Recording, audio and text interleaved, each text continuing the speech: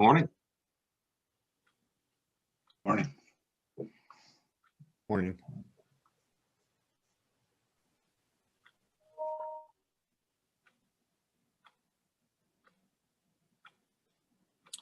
Good morning. It is 9 a.m. and I will call the order the March 2nd meeting of the Saline County Board of Commissioners.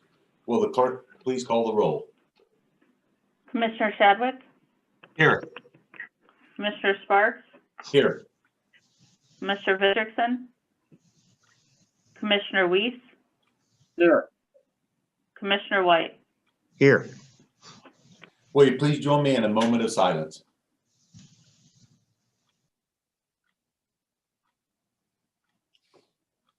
Thank you. If everyone at this time, please make sure that all your microphones, phones, and other electronic devices are muted when you are not speaking so that remote observers can hear the proceedings clearly.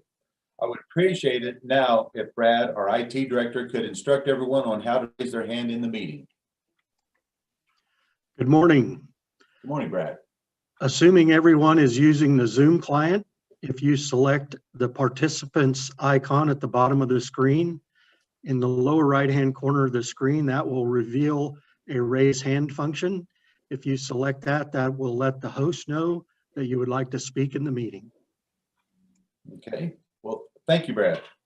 And at this time, we will move into our citizens input portion of the meeting where citizens may speak on county government, usually limited to 3 minutes and pertaining to items not on today's agenda. Are there any members of the public who wish to speak at this time? Please raise your hand.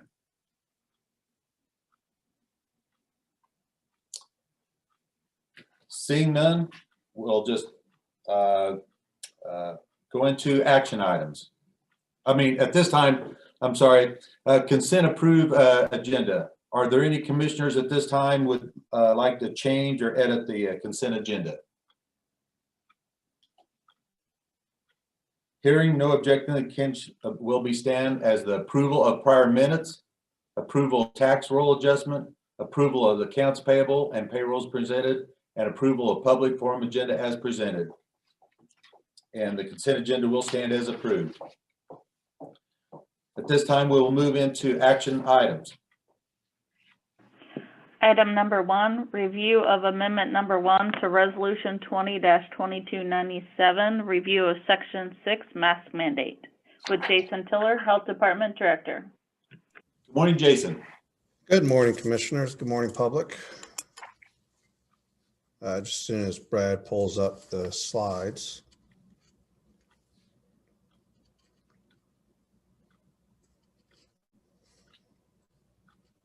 All right, so this is your update for March 2nd, 2021. Next slide, please. So as you can see, the national numbers are considerably less in the last 2 weeks than they have been in quite a long time. So that is a very encouraging trend. We'll see that trend through the next slides. So the next slide, please. Same with the state. I think that's the lowest 2-week cases that we have seen in months, and that trend continues. Next slide. And the same here locally.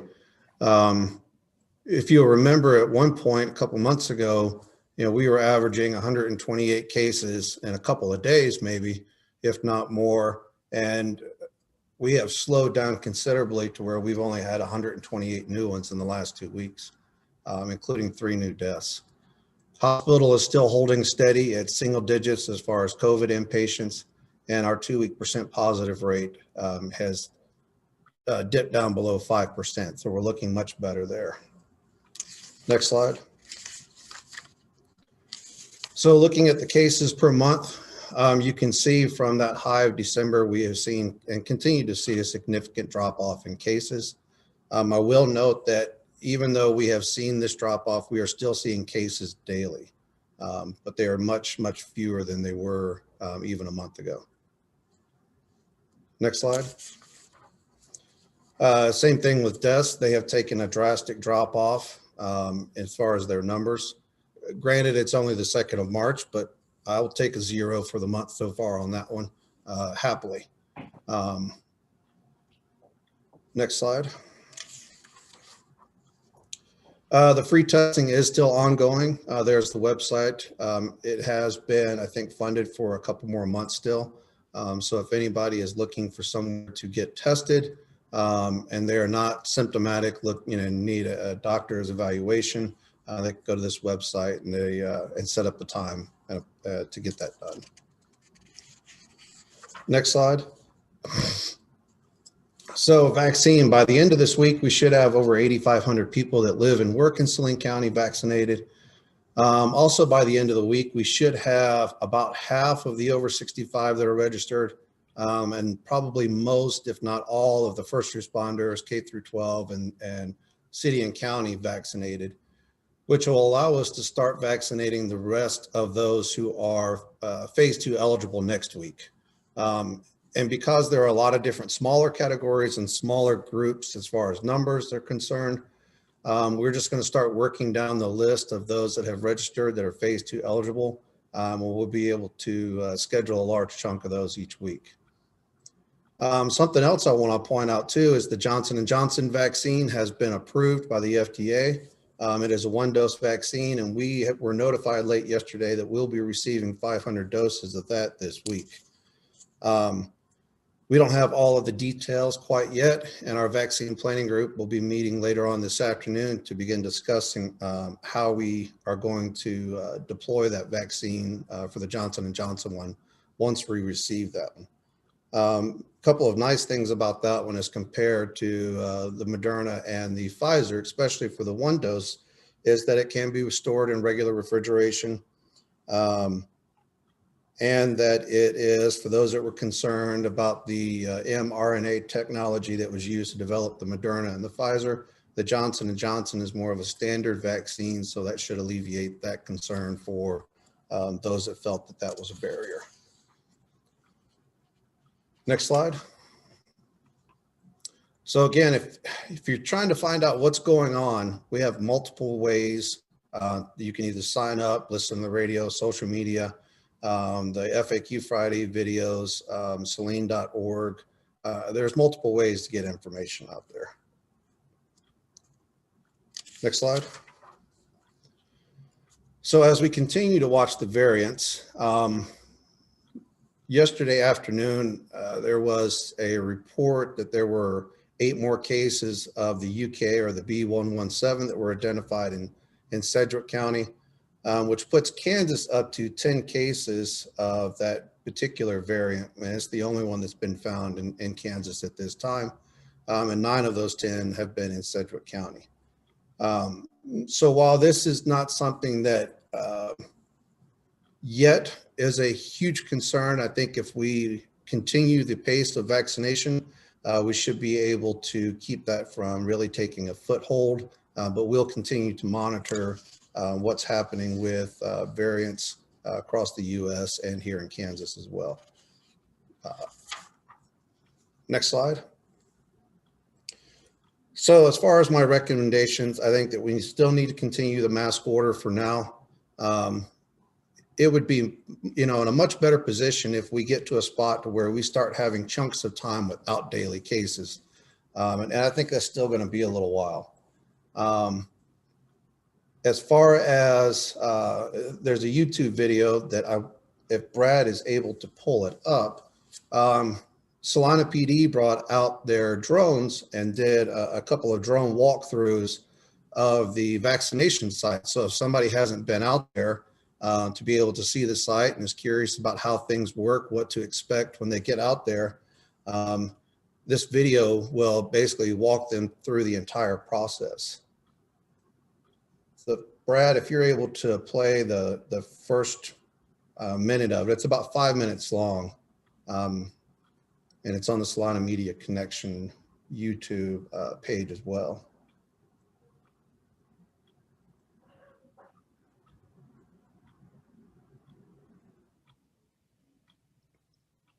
Are you not seeing it now? No.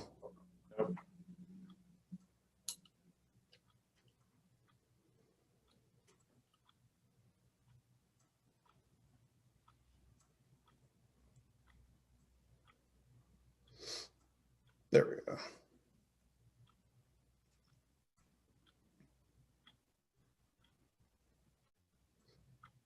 There is audio. I'm not sure if it comes through with this.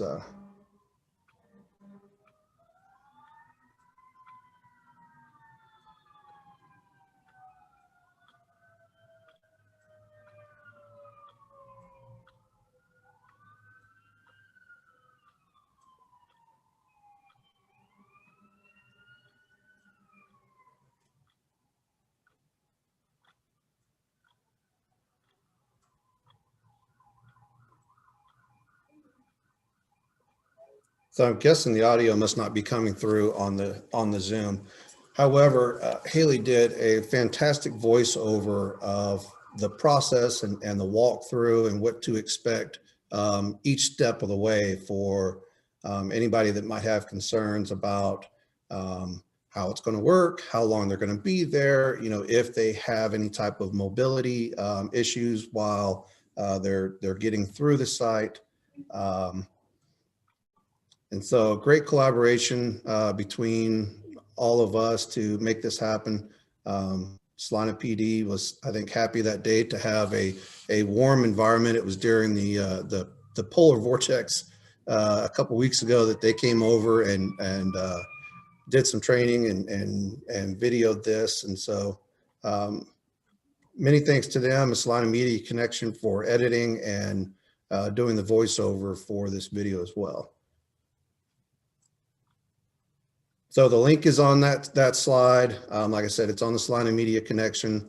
It was also at the end of our FAQ Friday video that was published this past Friday. So you can go ahead and bring it down, Brad, since we're not getting the audio for it. And with that, I'll open up to questions.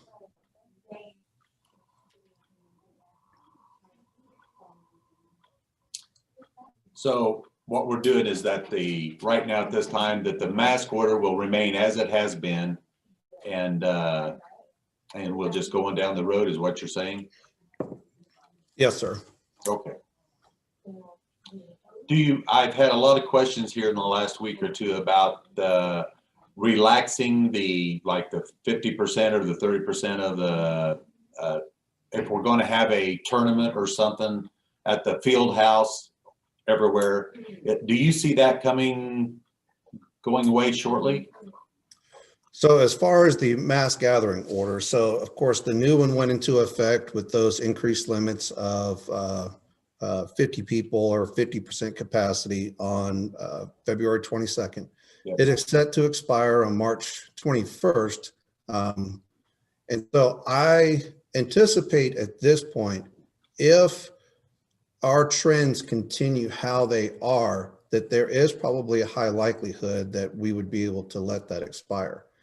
That's given the trends continuing to improve like they are. The mask mandate, however, I think that's probably still going to need to be in place for a little while longer than that to ensure that we get a significant amount of the population vaccinated and to ensure that we don't have a spike from variants that show up if they do. Okay. All right. Any other comments or questions?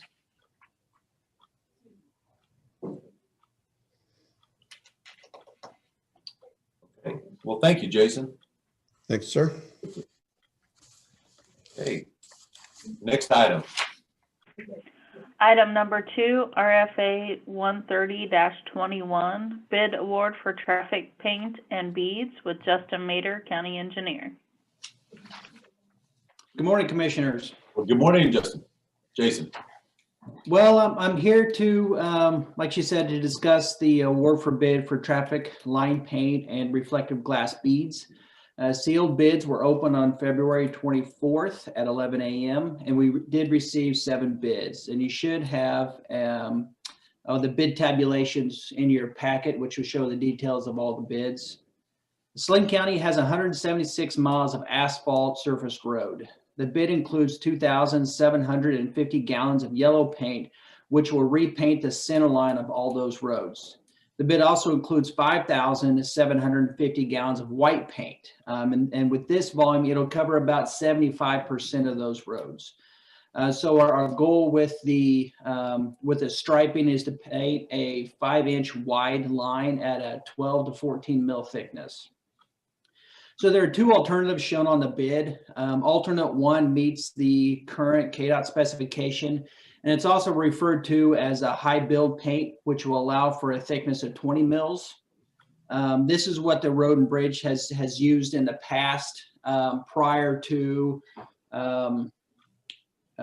last year. So alternate 2 does not require a specific polymer like the alternate 1 does. And we allowed this alternate because we're not interested in having a traffic line thickness of that 18 to 20 mils. And we hope this would significantly reduce the price. And so what we've done last year and this year is we've had the 2 alternatives just so we can kind of compare prices. And now that we're going through 2 years with having those options, probably what we'll do in the future is just bid out the alternate 2. The guys on the paint truck were pretty happy with the paint that they received last year. And so with being pleased with that paint and the reduced price in that, we'll probably just move forward with the alternate 2 specifications moving forward. So the alternatives for action is to 1, accept the bids indicated in the staff recommendation, or option 2 would be to reject the bids.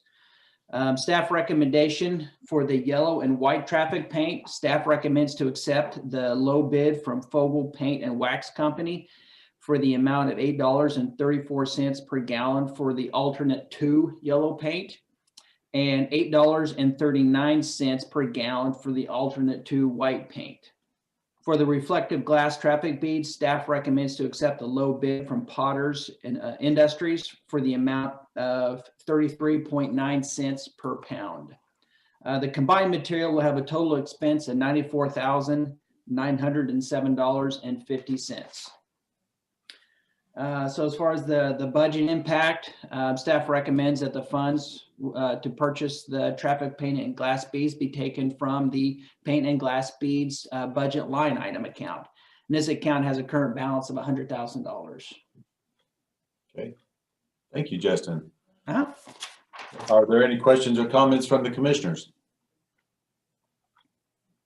Commissioner Lees here. Justin, are the quantities that we're ordering or proposing to order this year similar to last year's? Yes, I believe it's very similar, but we're, I think we added an extra tote. We bid out the paint in totes of 250 gallons per tote. And I think we added one more tote just to try to get one more tote of the white, just to paint a little bit more of the white lines. And also, are the prices, are you seeing any fluctuation in prices? Amazingly, they're a little bit lower than last year. So on the paint and the glass beads. Okay. Uh-huh. Any other comments? Jason, Commissioner White here. Have you considered utilizing some different sized beads to put down on top for the ultimate of retroreflectivity? Yeah, the typical, the standard is what they call a 70% roundness. And that's actually a smaller bead. And before, even when I showed up, this office bumped up to what's referred to as the 80% roundness. Is a little bit more. You can go up to a 90%, which gives you a little more beads. But I guess I feel that, we don't get, we wouldn't get the benefit of having a little bit bigger beads, and mainly because of our lines just don't last as long as what we would like. And mainly that's just because of the width of our pavement. Our pavement is usually, anywhere from 22 to 24 foot wide. And so you've got a lot of traffic driving on the beads, and the more traffic that drives on the beads, the less it lasts, because it just wears it out. Also a lot of our roads, have a chip seal surface, which is a pretty rough surface. And so I don't think we'll get the full benefit of going even more. And I believe it gets quite a bit more expensive once you go up to the 90% roundness. I see. Thank you, sir. I appreciate the info. Uh-huh. Okay. Any members of the public who wish to speak?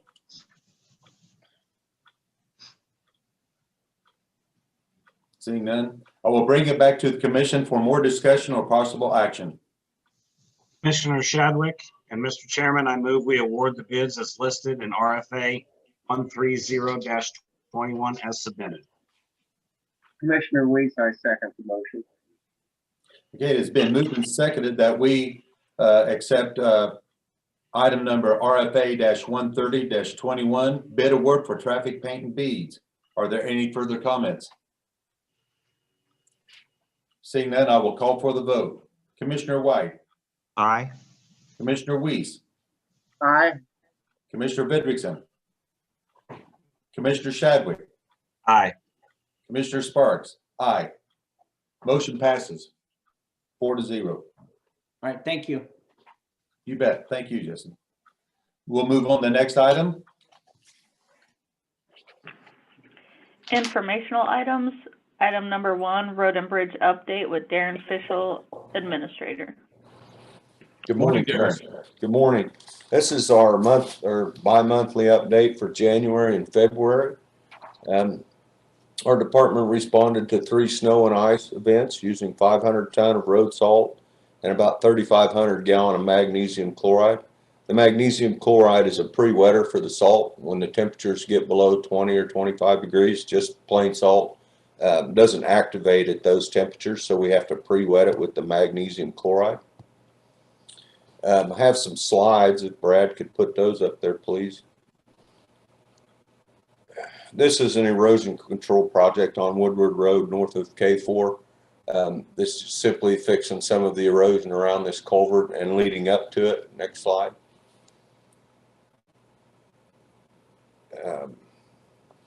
Next slide, please. We did receive our new John Deere excavator approved by the commission with a 25% matching funds from KDHE that arrived late January. We are currently using the machine, and part of that was, next slide. In order to receive those funds, we had to demolish the old excavator due to the requirements of the Clean Diesel Act. Next slide. So part of it was removing and destroying the old engine block. Next slide. And the chassis. We also had to break down the chassis. Next slide. Next slide. And so we did that, and all of that has been submitted to KDHE for reimbursement. We replaced a culvert on State Street east of Link Road. Next slide. Next slide, please. Next slide. This is a wooden box culvert that was damaged. It was somewhere around the time frame of the 2019 flood. We finally got caught up, and weather allowed us to go in there and replace this structure. Next slide. The county engineer looked at these back walls and determined that they were good and still had some life in them. So we looked around our yard. Next slide. And these are some beams from a bridge that was replaced on Lapsley Road that we salvaged at the time.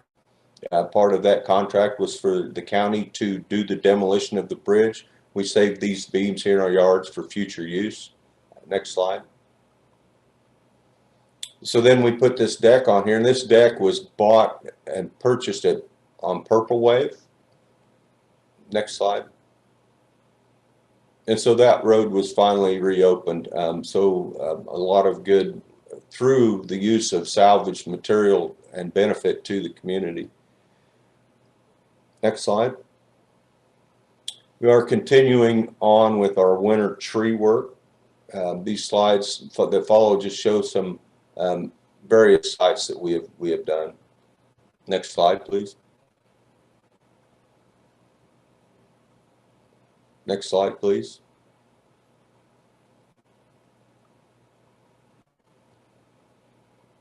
Next slide. This here we do, this was an area down around Bavaria, a line of sight issue on a curve. Next slide. Next slide, please. This just shows some how the encroachment onto the road, some of the trees can get. Next slide.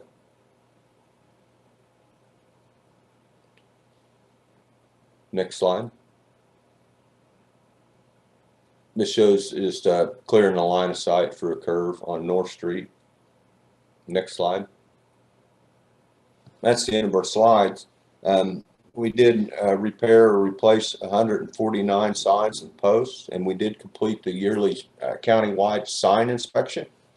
We hauled 5,355 ton of rock, 700 ton of AB3, 500 ton of sand, and 1,242 ton of salt throughout the whole winter. The rural operators are performing laybacks in all of the territories. We do have plans this summer to rebuild 2 to 3 miles of roadway in 2021. Those include a 2-mile stretch at Simpson Road and the upgrade of Thatcher Road from earth to gravel. We're still continuing with our tree work and vegetation control.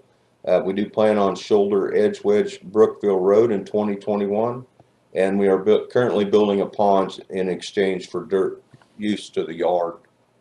Our 2021 budget is in line with traditional amounts. I'd sure entertain any questions if you had any at this time. I'm good. Great job. It's been not too bad of a winter, but it's like there was times and issues once in a while. Yeah. And good job. Thank you. Any other thing? Any other questions, comments? Okay. Thank you, Darren. Thank you. Next item.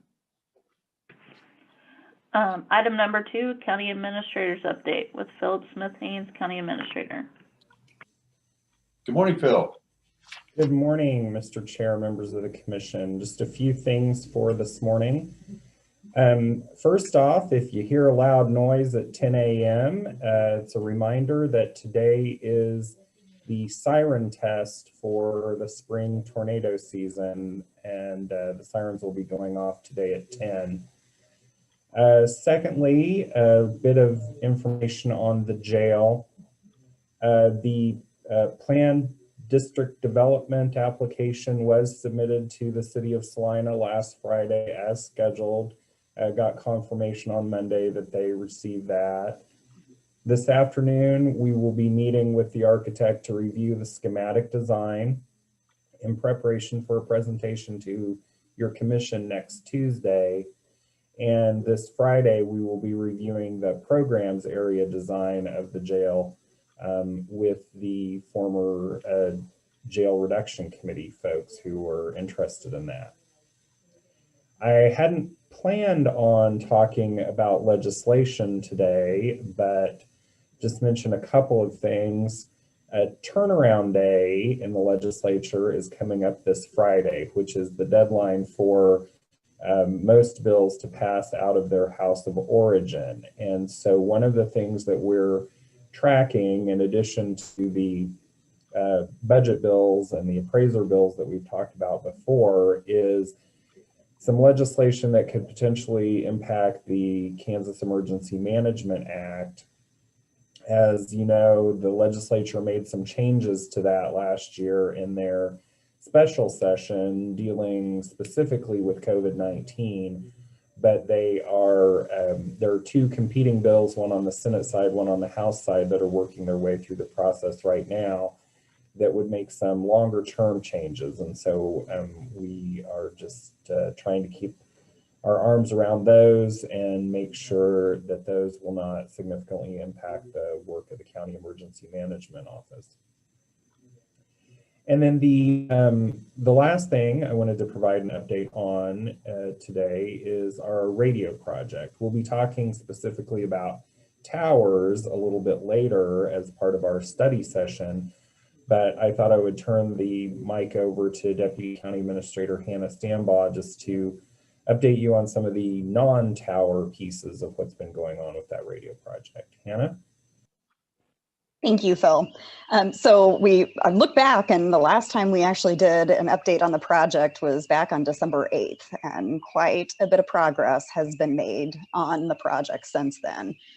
Just to highlight a couple of things, we did have a group of key staff members that are involved in the project that traveled just outside of Chicago back in December as a part of the requirement to the equipment acceptance to see our entire system set up in one location, to see it operational, to do several tests with it, just to ensure everything was working correctly before they packaged everything up and shipped it to Salina. All of that equipment related to the emergency communications project began arriving in Salina about the last week in December.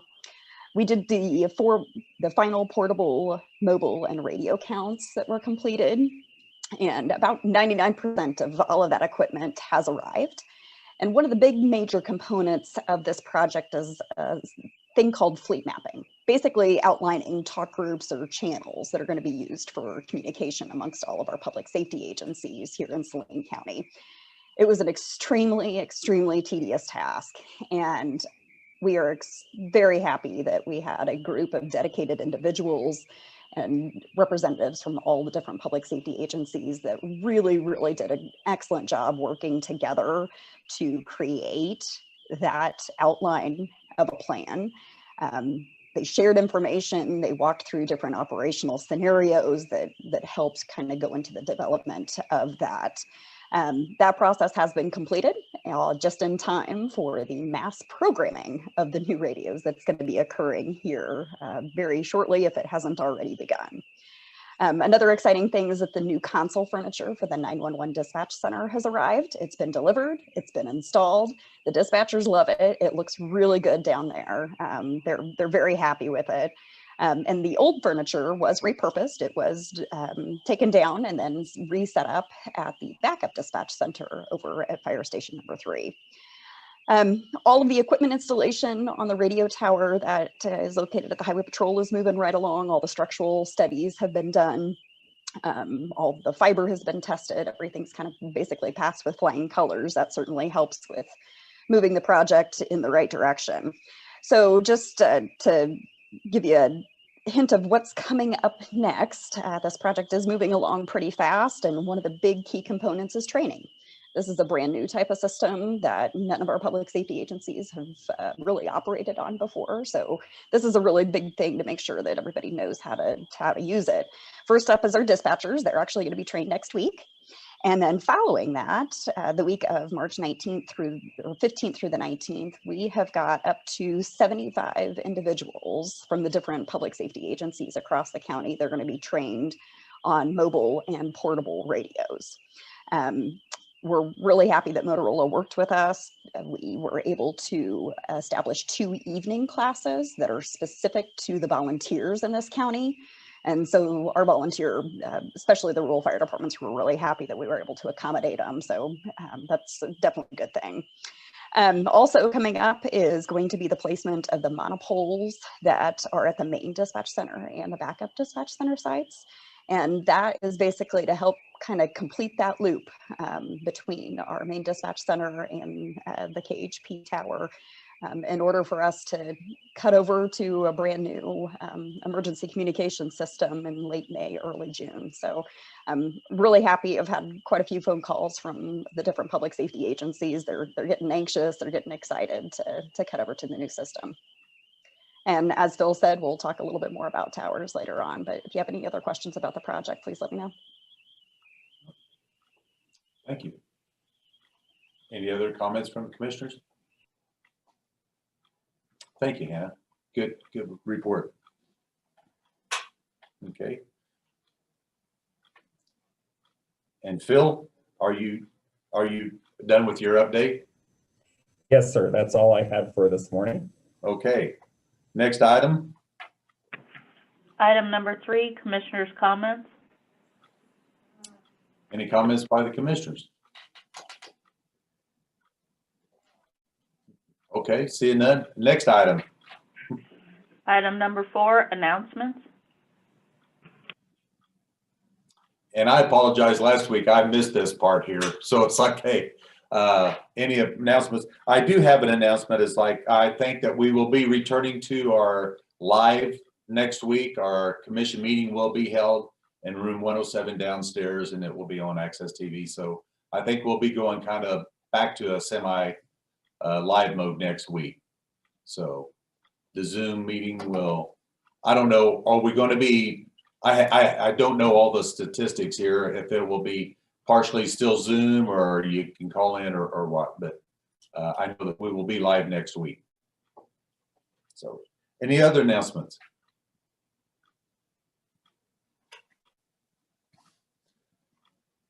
Seeing no announcements or comments, I guess we can go into the study session. Item number 1, radio towers. Okay. Hannah, it must be back to you. Yes, thank you. So in your packet was some informational items in regards to the actual radio towers. Today, we have invited a couple of members of our project team that are with us. So I'd like to introduce them. They are kind of our subject matter experts in regards to this particular project and our partners along with us. So I have Alan Talkington with Tusa Consulting. I have Sean Gilmore with Motorola, David Blaha with Hayden Tower, Jeff Reckless with Motorola, and then we also have Mitch Walter with Gilmore and Bell on our call today with us. So just to kind of give you a little bit of information history, and then I've got my subject matter experts that'll help kind of weigh in and fill some of the gaps that I don't cover, or to help answer some of the questions too. So the contract with Motorola was signed back in September of 2020, and this was to move to a new emergency communication system as a contract with Motorola. Part of the migration to that system was for 3 radio towers to be installed in Saline County. So the 3 tower site system is necessary to provide the 95% coverage guarantee that was required by our request for proposals and in the contract. This relates to portable on the hip radios. We're not talking like the mobile radio coverage, but for all public safety agencies in Saline County. This coverage is not only outdoor coverage, but it is also indoor coverage and includes coverage guarantees for several critical buildings countywide. So with our partnership, this particular system joins along with the already existing state communication system that they have. And we have the advantage of being able to utilize coverage that is already offered by the state towers that surround our county. But even with those surrounding state tower sites, we're able to optimize our coverage, but we still need that requirement for that in-building coverage, such as the inside houses, inside commercial buildings, and so thus the need for our own tower sites within our county. We did contract to have technology with our 3 sites that will function completely independently from the state system.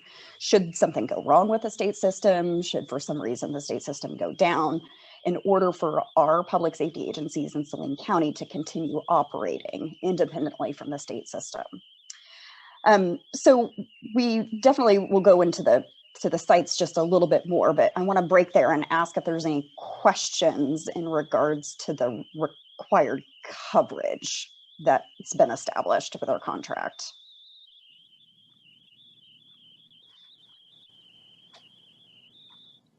I don't have any.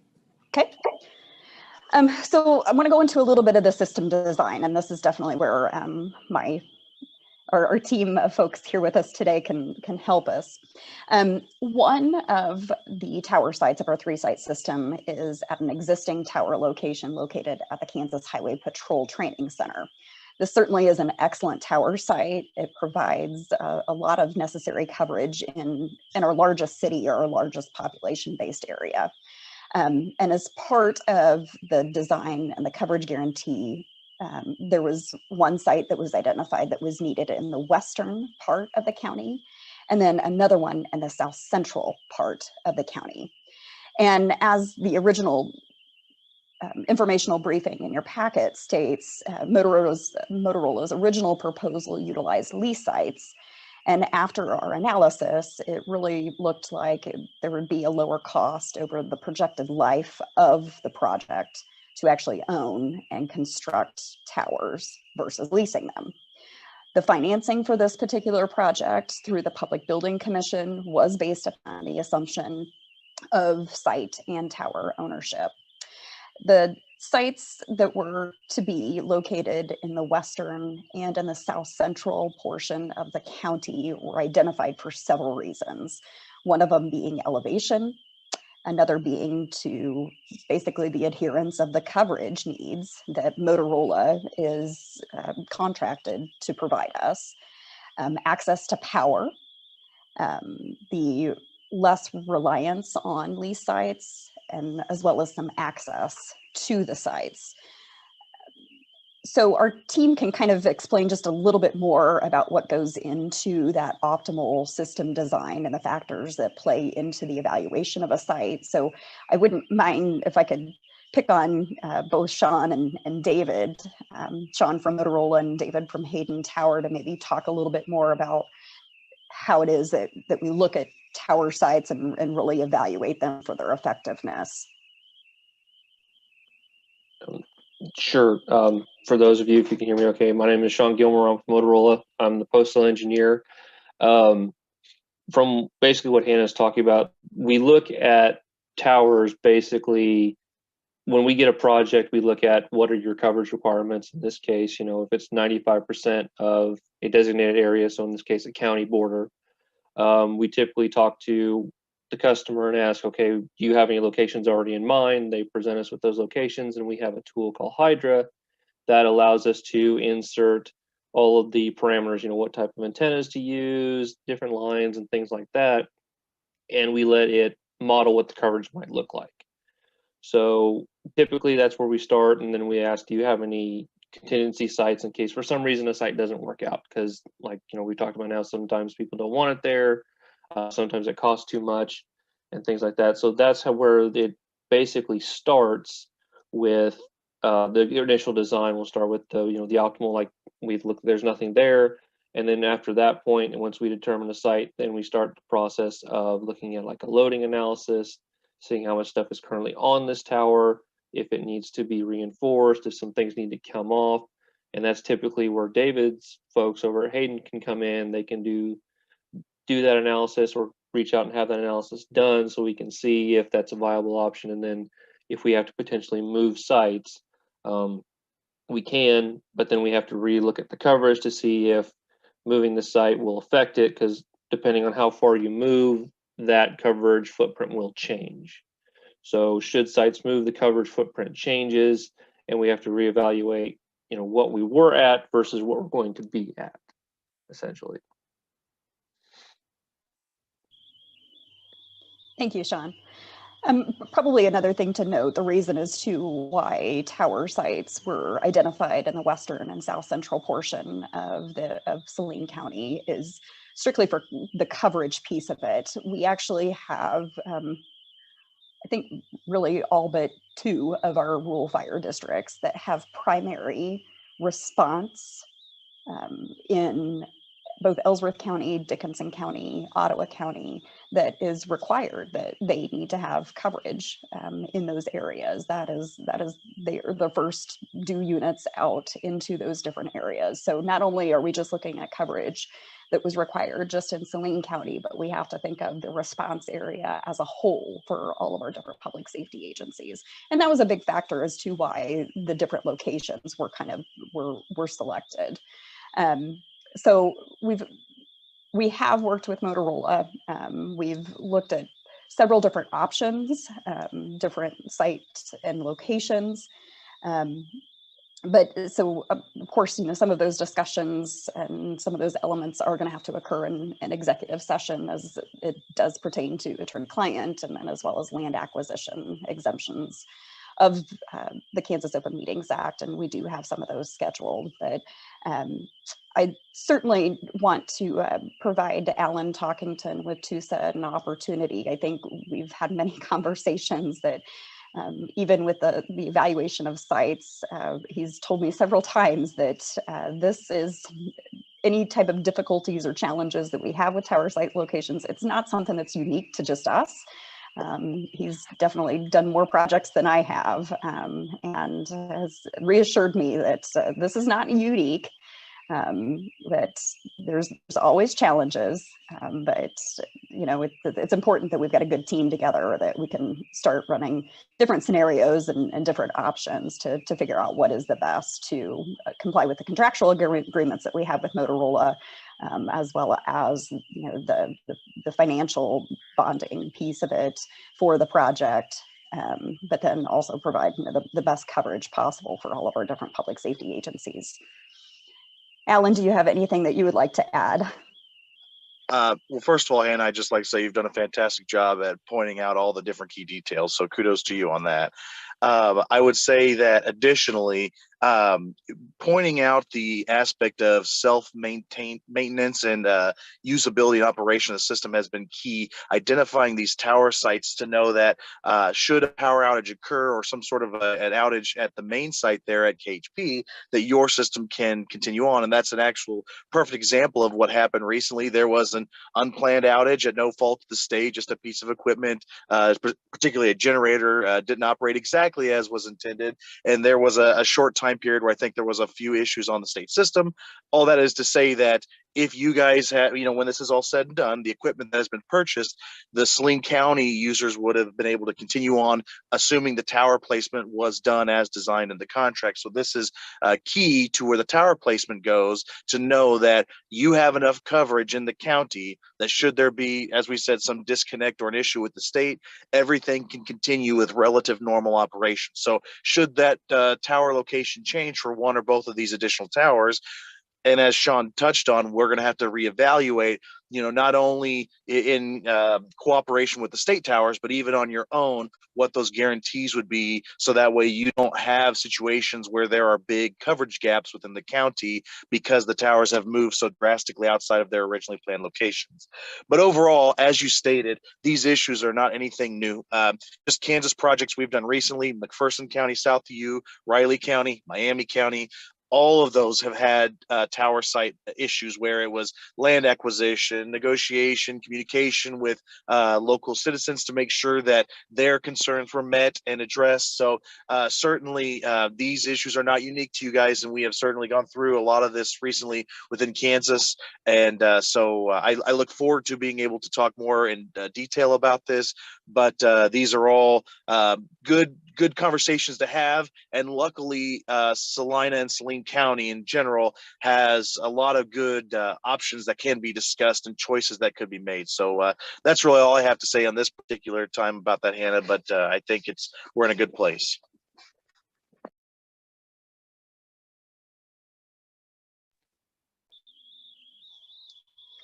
Okay, thank you. I guess at this point, I would like to know if any of the commissioners have any questions in regards to the history of the project, the system design, anything in specific before we would move into some executive session type conversations. Commissioner Shadwick, and I'm okay. Commissioner Weiss, I'm fine with the explanations. Commissioner Sparks, I'm ready to see what's ahead of us here. So, yeah. Okay. I have one question, Mr. Chair. Yes, Commissioner White. I don't know if this is Sean or whoever, but maybe they can answer it.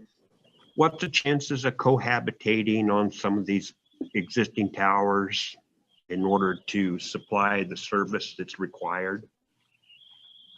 Are you talking about adding the new radio stuff to an existing tower in the area? utilizing an existing tower? That's always a possibility. That does fall into kind of what we touched on earlier of the location, depending where it's at, that could affect it. One other thing is using an existing tower, it always depends on what's on it. So if we have a certain required antenna height to meet the coverage requirements and there's something already there, that could present issues. However, we use existing towers all the time. I'm not saying it can't be done. It's just another one of the things that you have to look at. What's on it? How it's loaded? Would it need to be remediated? Is there enough space and all that type of stuff? And then obviously what other agreements need to be made with that tower owner to put things on there. Okay. Commissioner, this is Alan Talkington with Tusa Consulting. If I may add a quick point to that as well. One of the tower sites we had considered as part of this was the South Central VCY America site, which has at that location an existing tower. Hannah has done some really good communication work with the owners of that tower to find what the prices would be if we were to utilize that tower. And a lot of those financial aspects have been discussed internally and shared with comparison of leasing an existing tower versus building in a tower. So certainly that has had consideration. There's been discussions with Phil and with Hannah about that and myself. So we have looked at some of that, and there are pros and cons to that certainly could be discussed. Hannah, this is Phil.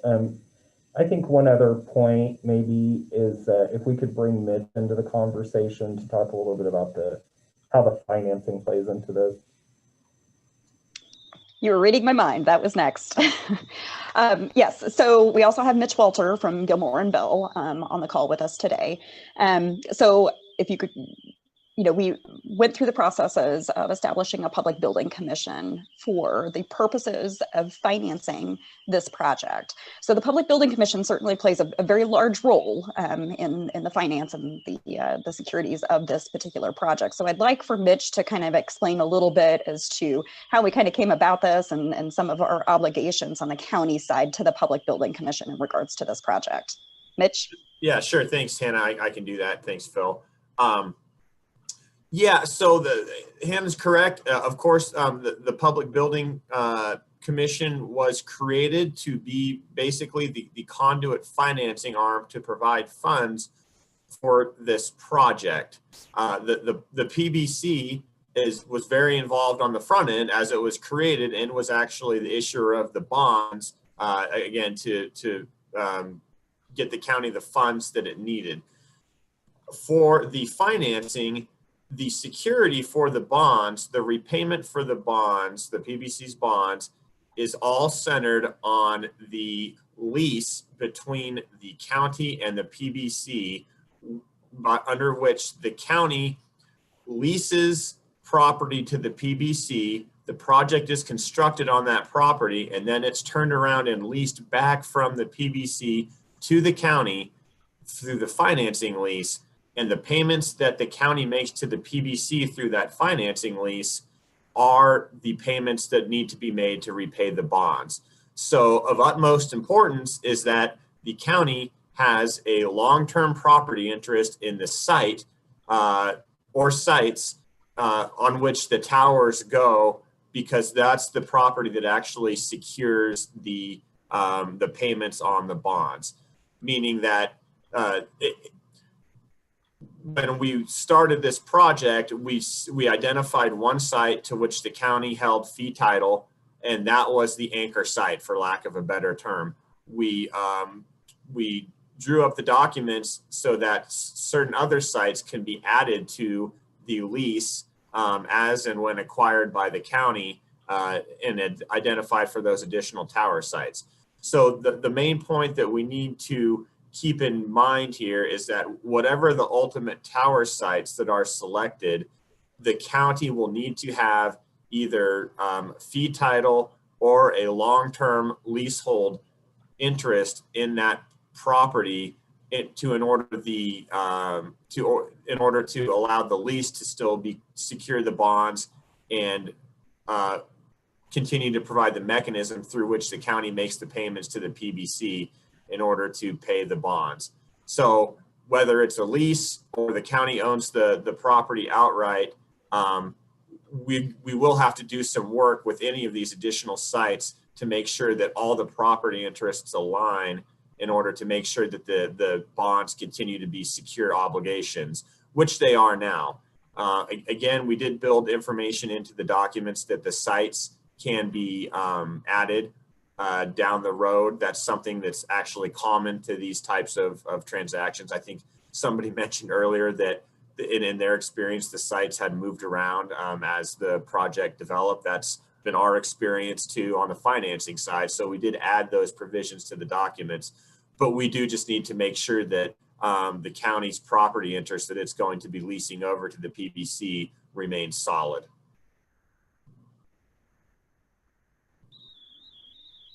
Okay, thank you very much, Mitch. Are there any other questions that the commission has?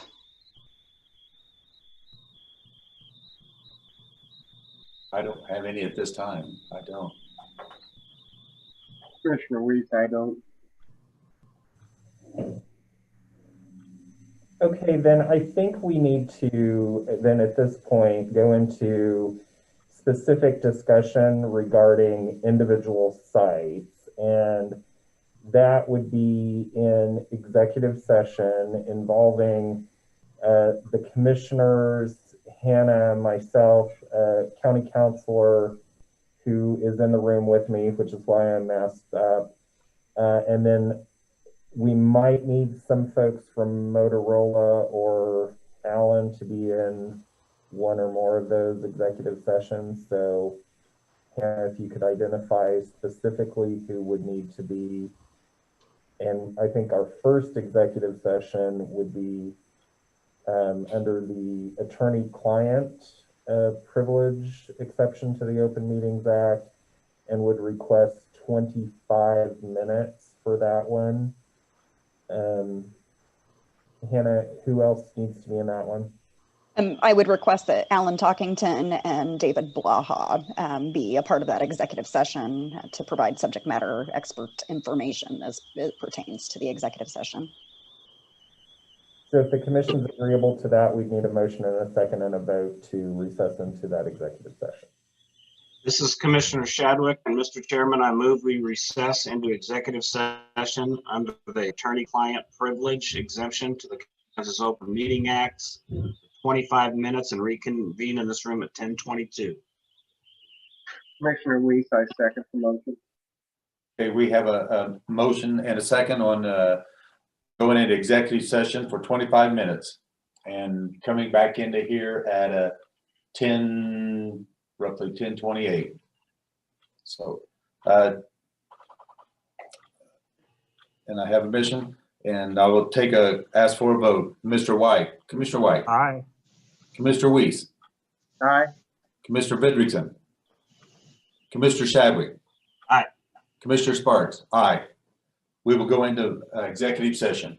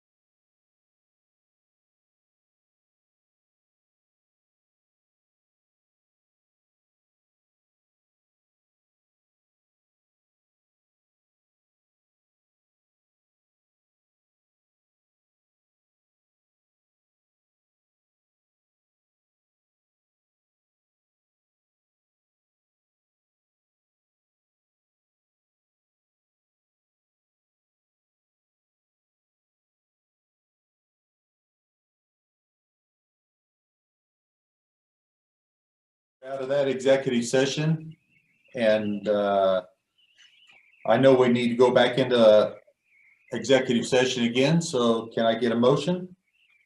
Mr. Chair, this is Commissioner White. I would strongly suggest we take a couple-minute break before we go into future executive sessions.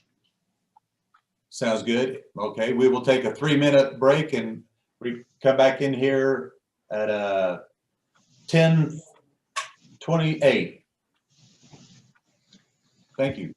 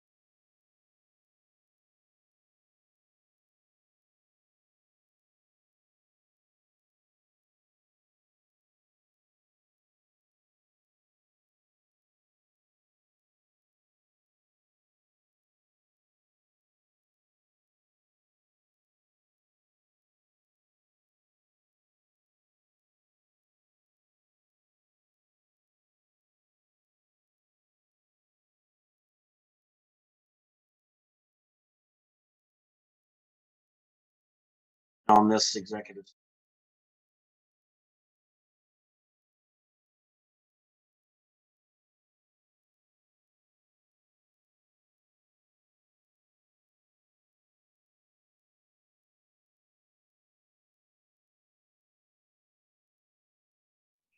All right, we're back in session, and so we will be moving back into an executive session. And can I get a motion? Commissioner Shadwick, Mr. Chairman, I move we recess into executive session under the land acquisition exemption to the Kansas Open Meetings Act for 10 minutes and reconvene in this room at 10:40. Commissioner Vidrickson, and I second. As for a vote, Commissioner White, Aye. Commissioner Weiss, Aye. Commissioner Vidrickson, Aye. Commissioner Shadwick, Aye. Commissioner Sparks, aye. Motion passes 5-0. We will now go into executive session, return back in here at 10:40.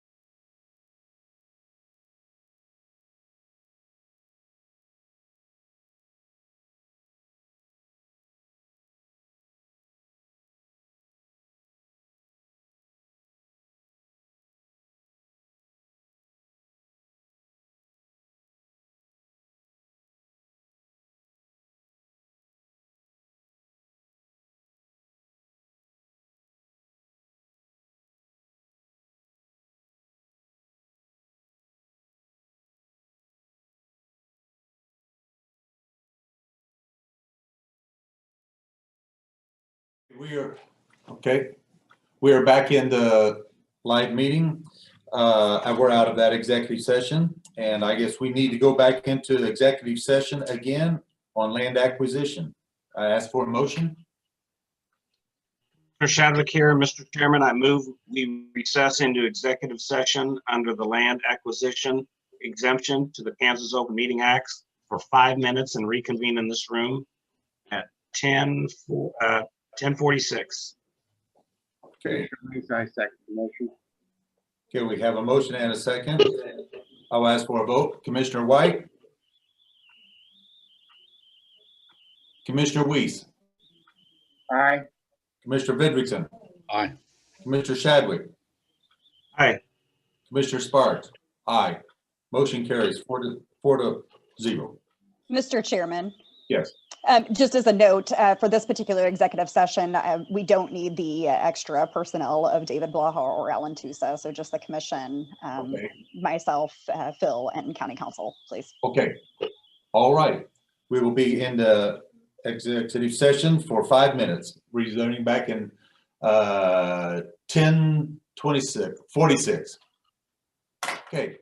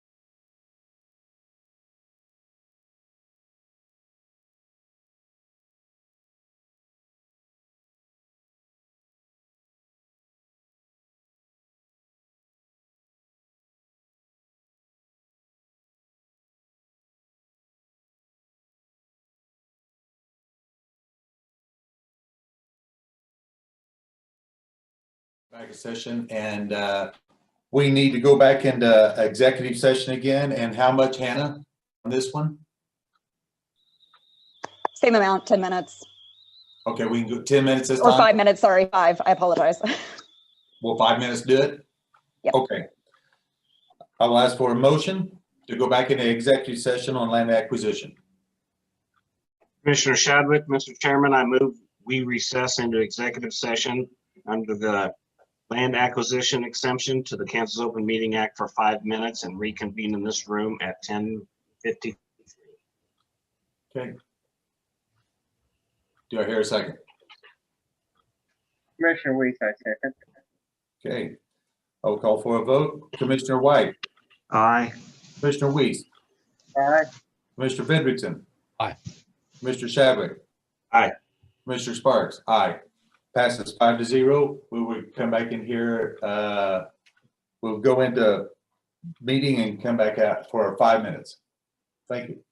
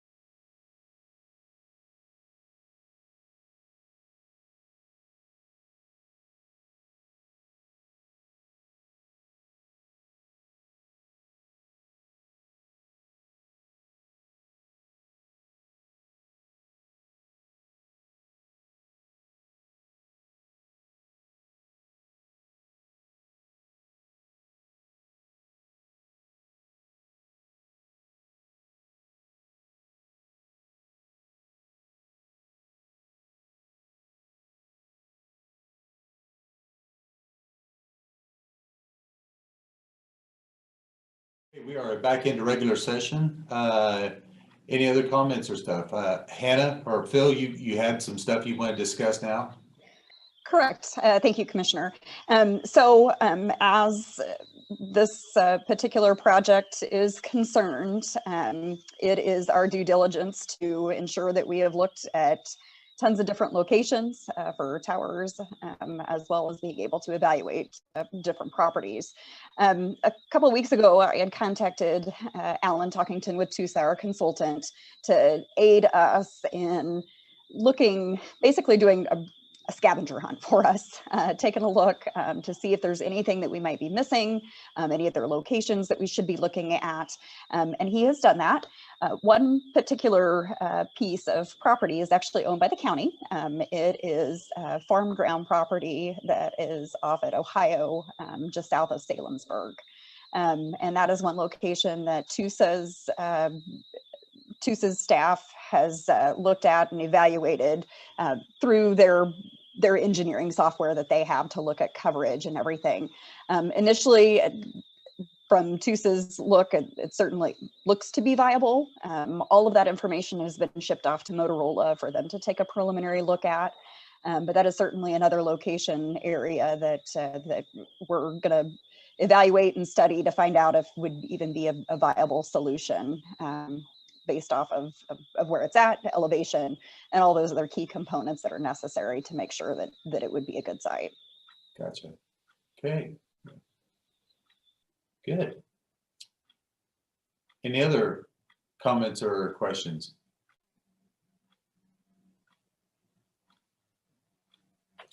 Is that pretty much it for the radio tower? Hannah? That is the information that I have, unless any of the commissioners have any questions. We still have our team from Motorola and from TUSA that is present at the meeting. So this is your opportunity if you have any specific questions about the system, about the engineering piece of it, anything that you can ask for any of these professionals that we have with us. Okay. I just I'm good. If no other questions, is there any other comments? Any other announcements by any commissioners? No further business. Meeting is adjourned. Thank you.